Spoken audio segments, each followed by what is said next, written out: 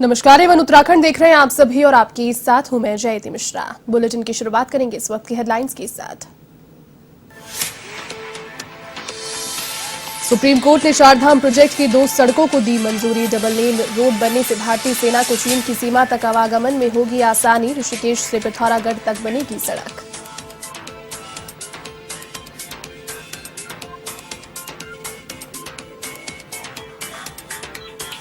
मुख्यमंत्री पुष्कर सिंह धामी ने जताया प्रधानमंत्री मोदी का आभार। कहा, काशी विश्वनाथ कॉरिडोर बनाकर रचा नया इतिहास। वाराणसी में धार्मिक और संस्कृति को मिला प्रोत्साहन।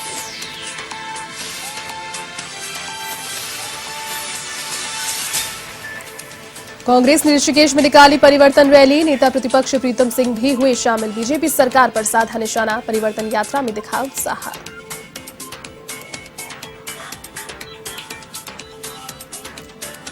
दिल्ली के मुख्यमंत्री अरविंद केजरीवाल काशीपुर में महिलाओं को सरकार बनने पर 1,000 रुपए मदद देने का किया ऐलान। उत्तराखंड में आप पार्टी ने चुनावों में लगाया दम।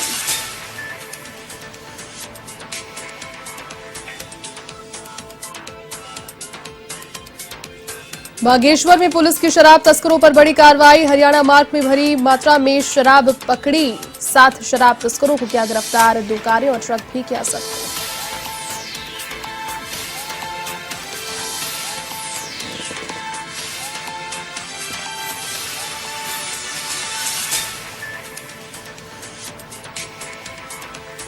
चलिए अब खबरें विस्तार से। प्रधानमंत्री नरेंद्र मोदी वाराणसी में बनारस रेल इंजन कारखाना में भाजपा सरकार वाले राज्यों के मुख्यमंत्रियों के साथ बैठक करने पहुंचे, जिसमें उत्तराखंड के मुख्यमंत्री धामी भी शामिल हुए।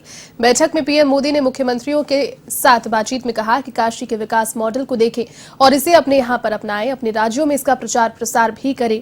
काशी और अयोध्या के धार्मिक पर्यटन को बढ़ावा देने के लिए आगे आए। पुराने शहरों के मूल स्वरूप को बरकरार रखते हुए जनता की सहूलियत और सुविधाओं के लिए क्या नया किया जा सकता है, इस पर अपने शासन प्रशासन को फोकस्ड करें।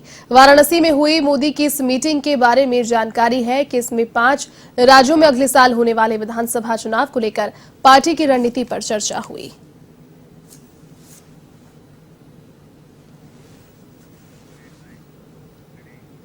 खबर अब वाराणसी से, जहां उत्तराखंड मुख्यमंत्री पुष्कर सिंह धामी ने कहा कि प्रधानमंत्री ने काशी वासियों को बाबा विश्वनाथ कॉरिडोर की सौगात दी है। उन्होंने नया इतिहास रचा है। वाराणसी धार्मिक और सांस्कृतिक कला को बढ़ाने का एक स्थान है। केदारनाथ से ये जो यात्रा प्रारंभ हुई, जो काशी तक चली है। धामी ने कहा कि उत्तर प्रदेश में और भारत में जिस प्रकार से विकास हो रहा है, ये प्रधानमंत्री के नेतृत्व में एक बड़ा ही मुकाम हासिल करने योग्य है।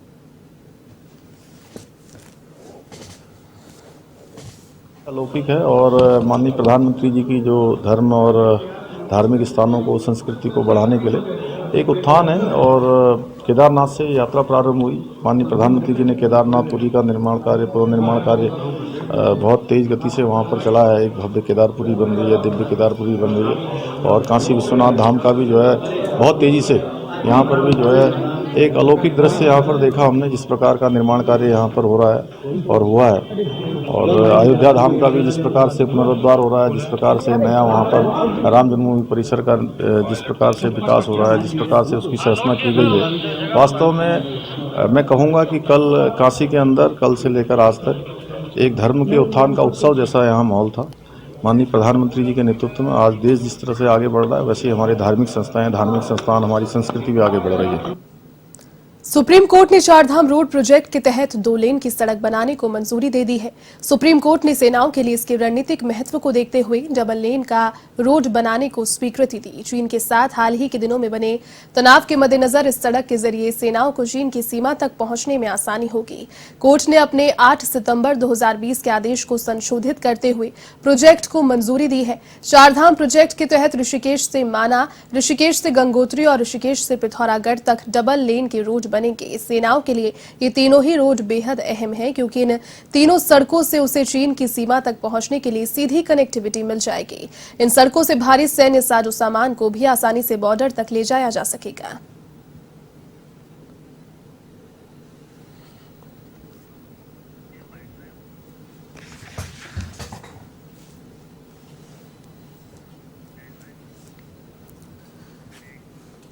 महिला संवाद कार्यक्रम को लेकर मुख्यमंत्री अरविंद केजरीवाल उत्तराखंड पहुंचे, जहां अरविंद केजरीवाल ने काशीपुर में महिला संवाद कार्यक्रम में शिरकत की। इस दौरान केजरीवाल ने काशीपुर की महिलाओं से संवाद किया। इस मौके पर केजरीवाल ने कहा कि उत्तराखंड नवनिर्माण में महिला सशक्तिकरण का अहम योगदान रहेगा। अरविंद केजरीवाल ने कहा कि मैं बीते 3-4 महीने में कई बार उत्तराखंड आया हूं और मैं जब भी यहां पर आता हूं तो एक गारंटी देकर जाता हूं। मैं ऐसा इसलिए करता हूं क्योंकि सालों से यहां दूसरी पार्टियों ने जो वादे किए और बात भी भूल गए।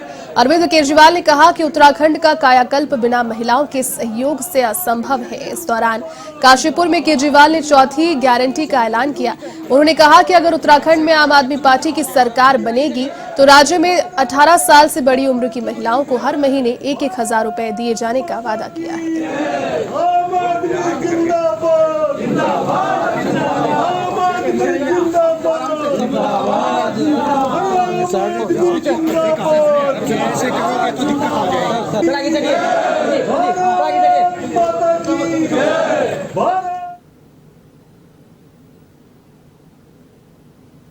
के लिए तारे लाएंगे आपके लिए, लाते कुछ भी नहीं है। चुनाव जीतने के बाद शक्ल नहीं दिखाते, उसके बाद है कि नहीं है।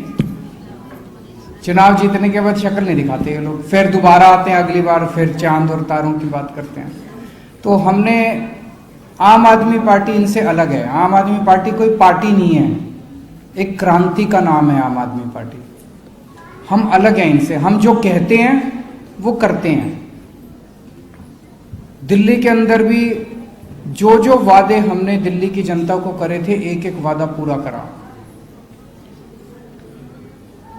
जो हम गारंटी दे रहे हैं वो मैं एक तो कह के जाता हूं और उसके बाद फिर हमारे कार्यकर्ता घर घर जाके सबका रजिस्ट्रेशन करते हैं। रजिस्ट्रेशन करने का क्या मतलब कि भाई ये ठोक पीट के ये कार्ड ले लो, अगर ना करें हम तो ये ले आना, हमारे को जो करना हो करना, हमको जो सजा देनी हो देना, ये पक्का कार्ड है। तो देहरादून में लंबे समय से अपनी विभिन्न मांगों को लेकर प्रांतीय रक्षक दल के जवान धरना दे रहे हैं, जिसे जनता कैबिनेट पार्टी की अध्यक्ष भावना पांडे ने अपना समर्थन दिया है। भावना पांडे ने कहा कि उत्तराखंड सरकार लगातार सरकारी कर्मचारियों की अनदेखी कर रही है, तो वहीं पीआरडी के जवानों की मांगों पर प्रदेश के मुख्यमंत्री जल्द ही शासनादेश जारी करें ताकि जवानों की परेशानी कम हो सके, क्योंकि राज्य में आचार संहिता कभी भी लग सकती है।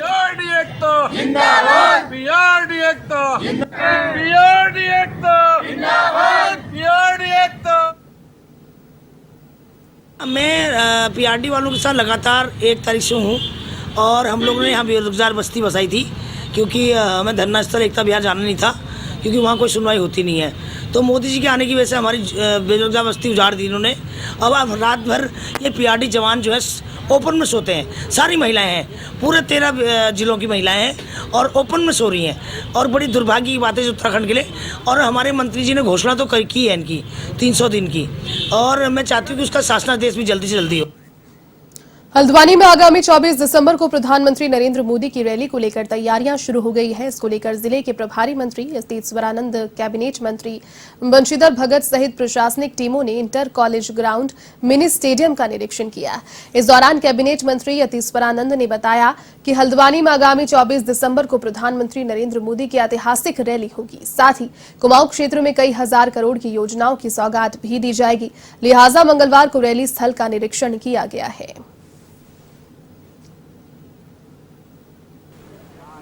24 तारीख को माननीय प्रधानमंत्री नरेंद्र मोदी जी यहाँ पर हल्द्वानी में आने का कार्यक्रम है।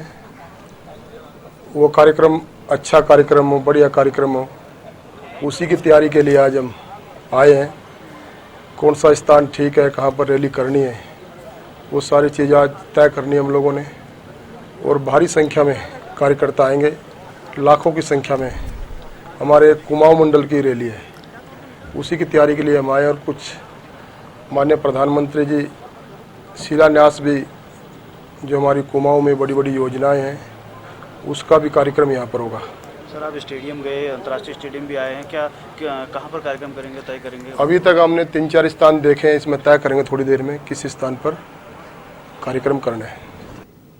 आगामी विधानसभा चुनाव को लेकर ऋषिकेश में कांग्रेस ने परिवर्तन रैली निकाली, जिसमें नेता प्रतिपक्ष प्रीतम सिंह भी शामिल हुए। तो वहीं नटराज चौक पर प्रीतम सिंह का कांग्रेस कार्यकर्ताओं ने जोरदार स्वागत किया।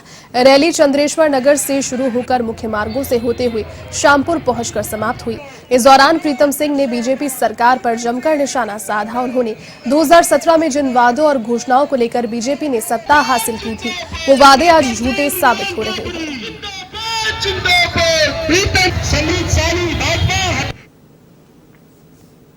2017 के विधानसभा चुनाव में सत्ता में बैठे हुए लोगों ने बड़े बड़े वादे उत्तराखंड के लोगों से किए थे। अब 2022 का चुनाव है, हम सत्ता में बैठे हुए लोगों से पूछना चाहते हैं कि जो वादे किए थे उनको पूरा क्यों नहीं किया। इसलिए परिवर्तन यात्रा है कि इस परिवर्तन यात्रा के माध्यम से प्रदेश में परिवर्तन होना चाहिए और उत्तराखंड के लोग कांग्रेस की ओर देखने का काम कर रहे हैं। आज एक किसानों के ऋण माफी की कोई बात नहीं हो रही है, नौजवान सड़कों पर है, भ्रष्टाचार अपने चरम पर है, महंगाई अपने चरम पर है, भू कानून को इस सरकार ने ध्वस्त करने का काम किया है। कोरोना की महामारी से लड़ने में सरकार पूरी तरीके से अक्षम साबित हुई है। हरिद्वार के अंदर कुंभ के दरमियान कोरोना टेस्टिंग में भ्रष्टाचार हुआ है, उसको आपने स्वयं देखा है। तीर्थ पुरोहितों को सड़क पर लाने का काम इस सरकार ने किया है। एक विषय हो तो मैं कहूँ बड़ी लंबी चौड़ी फेरिस्त है और लोग सरकार से आजीज आ चुके। सितारगंज के कार्यकर्ता 16 दिसंबर को देहरादून में होने जा रही राहुल गांधी की रैली की तैयारियों में जुट गए हैं। कार्यकर्ताओं में रैली को लेकर खासा उत्साह भी नजर आ रहा है। इसको लेकर बड़ी संख्या में कार्यकर्ताओं ने मीटिंग कर आगे की रणनीति तैयार की है। आपको बता दें कि पूर्व विधायक नारायण पाल सैकड़ों समर्थकों के साथ देहरादून पहुंचेंगे।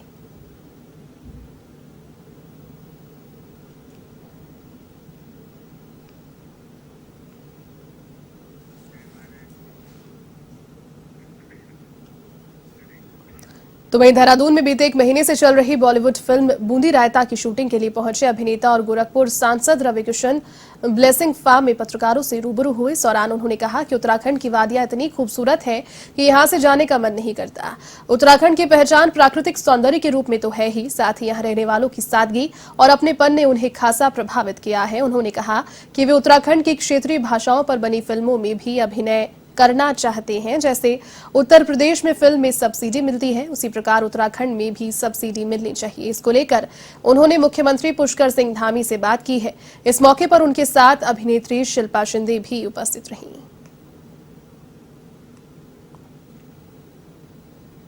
कि इससे टूरिज्म मिले, रोजगार मिले, क्योंकि यहाँ पर ऐसी ऐसी लोकेशंस है जो कि मैं आप लोगों के माध्यम से समस्त फिल्म इंडस्ट्री मुझे अभी इस वक्त देख रही है।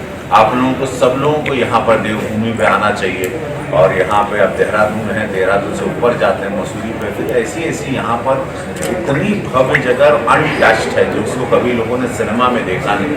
और बहुत अच्छे लोग, सबसे ज़्यादा है कि देवभूमि के लोग बहुत अच्छे हैं। शूटिंग के वक्त भी जो भी रहा, कभी माहौल बिगड़ा नहीं, कॉपरेट बहुत किया लोगों ने। तो शूटिंग फ्रेंडली जगह है। वैसे उत्तर प्रदेश कोरोना के नए वेरिएंट ओमिक्रॉन को लेकर उत्तराखंड सरकार सतर्क नजर आ रही है। तो वहीं प्रदेश की सभी सीमाओं पर स्वास्थ्य विभाग की टीम को तैनात कर दिया गया है, जहां बाहर से आने वाले यात्रियों की RT-PCR की रैंडम जांच के बाद ही देवभूमि में प्रवेश दिया जा रहा है। तो वहीं बिना RT-PCR रिपोर्ट के उत्तराखंड में पर्यटकों को प्रवेश भी नहीं दिया जा रहा है।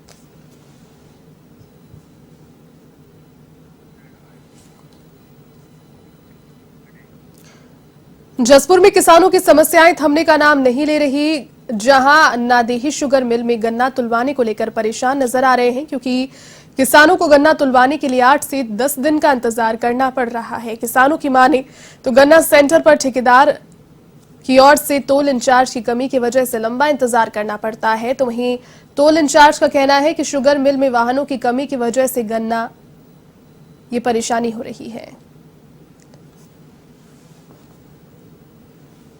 बनियों वाले में सेंटर पे जब से 15 दिन से ठेका लिया है ठेकेदार ने, इसके 2 वाहन हैं, एक ट्रक जावे है, कभी एक छुट्टी हो जाए, 4-8 दिन हो जाए, पटलों में भरे भरे किसान खेत में रह में या सेंटर पे रह में।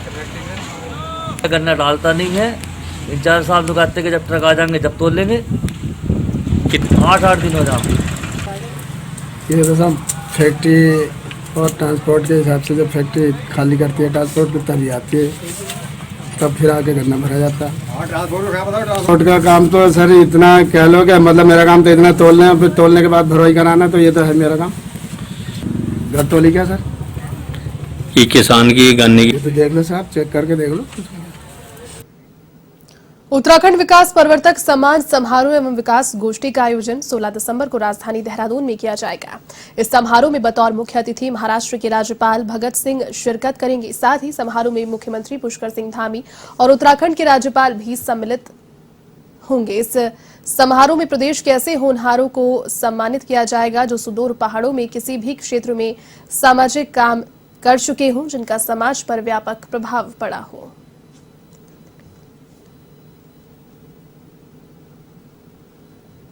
उत्तराखंड विकास प्रवर्तक सम्मान समारोह, इसमें उन लोगों को सम्मानित कर रहे हैं जो पहाड़ में रह के एक्स्ट्रॉर्डिनरी काम कर रहे हैं। वो डॉक्टर्स, वो टीचर्स, वो हॉर्टिकल्चरिस्ट, वो टूरिज्म में काम करने वाला, जिनको कोई नहीं जानता है और अपने क्षेत्र में बहुत ज़बरदस्त काम कर रहे हैं। उनमें से 4 लोग हमने यहाँ किए हैं। एक ऐसे डॉक्टर दंपति जो मैदान के होने के बावजूद भी आपके कर्णप्रयाग में रह रहे हैं, 30 साल से वहाँ हैं। देहरादून नगर निगम में आचार संहिता लगने से पहले बोर्ड बैठक का आयोजन हुआ, जिसमें 4 प्रस्तावों पर चर्चा की गई। तो वहीं वार्डों में स्ट्रीट लाइट सहित नहीं होने पर पार्षदों ने हंगामा किया। जहां हंगामा देख मेयर ने एसएसएल कंपनी के आरएम को मैन पावर बढ़ाने के निर्देश दिए। तो वहीं इस दौरान मेयर सुनील उनियाल गामा ने बताया कि स्वच्छता सर्वेक्षण में अच्छी रैंक लाने के लिए नगर निगम की ओर से अब शौचालयों में फीडबैक मशीन भी लगाई जाएगी।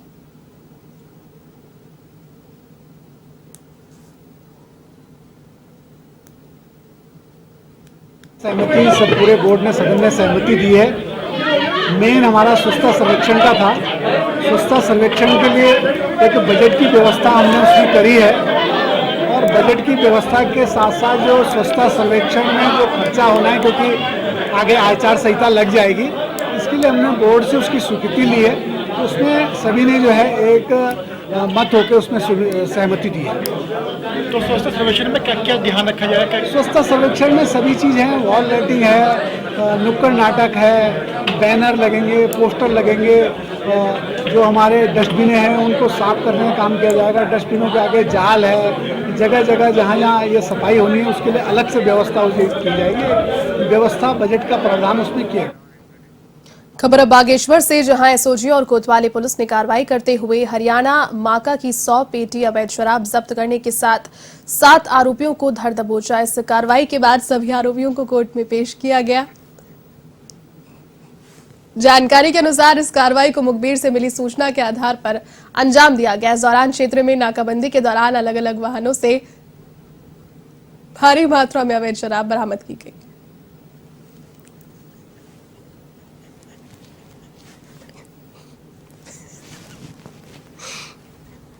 में करीब तीनों गाड़ियों में 100 पेटियां जो 1200 बोतलें शराब की बरामद कराई।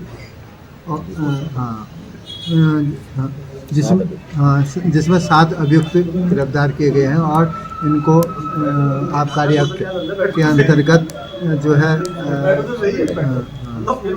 60/72 पंजीकृत करके गिरफ्तार करके आज न्यायालय में पेश किया जा रहा है। उत्तराखंड के प्रशिक्षित बेरोजगार डिप्लोमा फार्मासिस्टों महासंघ ने विरोध प्रदर्शन किया, जहां देहरादून में वर्षों से रिक्त पड़े पदों पर नियुक्ति और जन स्वास्थ्य को सर्वोच्च प्राथमिकता देते हुए सृजित 536 फार्मासिस्टों के पदों को यथावत रखने की मांग की। तो वहीं इस दौरान रैली निकालकर मुख्यमंत्री आवास पर कूच करने का प्रयास किया, जहां मुख्यमंत्री आवास से पहले ही बैरिकेड बनाकर पुलिस ने उन्हें रोक दिया। इस दौरान पुलिस ने बेरोजगार फार्मासिस्टों को हिरासत में लिया है।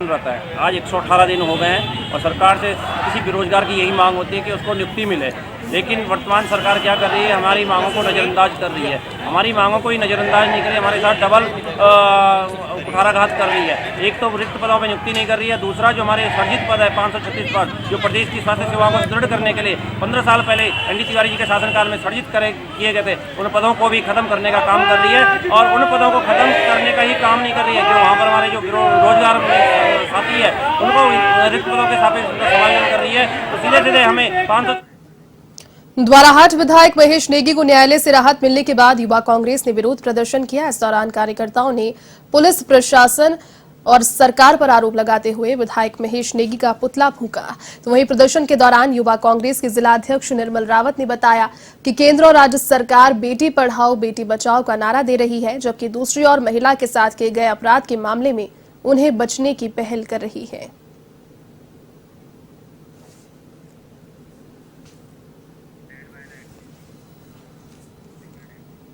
दिनेशपुर थाना क्षेत्र के वार्ड नंबर 2 में एक विवाहिता ने फांसी लगाकर आत्महत्या कर ली। जानकारी के अनुसार 2 साल पहले दिनेशपुर निवासी प्रकाश मंडल के साथ उसकी शादी हुई थी। तो वहीं घटना के वक्त प्रकाश फोटोग्राफी के काम से रामनगर गया हुआ था, लेकिन रात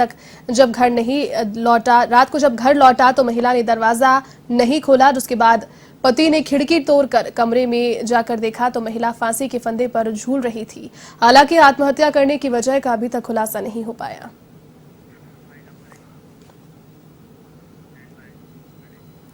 चलिए, इस बुलेटिन में फिलहाल के लिए बस इतना ही। देश और दुनिया की तमाम बड़ी खबरों को देखने के लिए